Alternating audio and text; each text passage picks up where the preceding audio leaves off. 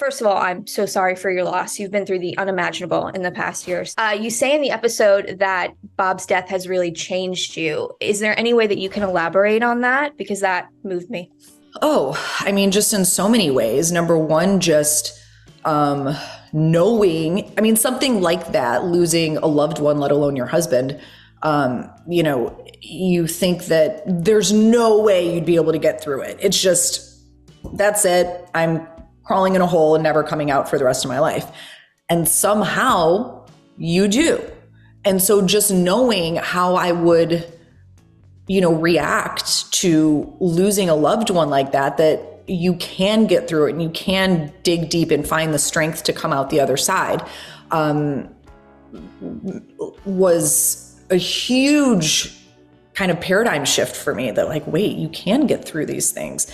And the interesting thing is that Bob was always my guide for this stuff. He was the guy that would tell me, one day, you'll lose your parents and I'll be there for you. He was the grief guy. He'd been through it so much in his life. He was an expert in grief.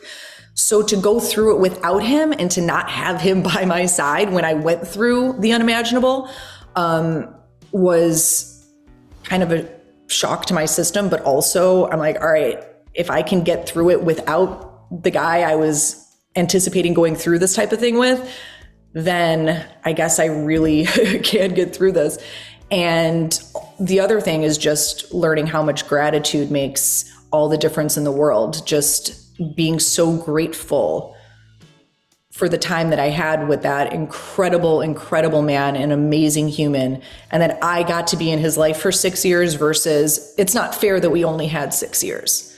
I got to be with him for that amount of time. I got to experience this person that truly made the world a better place. And I'm just so grateful for that. That's wonderful. What do you think he would say about you doing this show and doing such a great job on the show and everything that happened? Well, thank you. I think, I've said that he would have thought I was insane for doing it in the first place.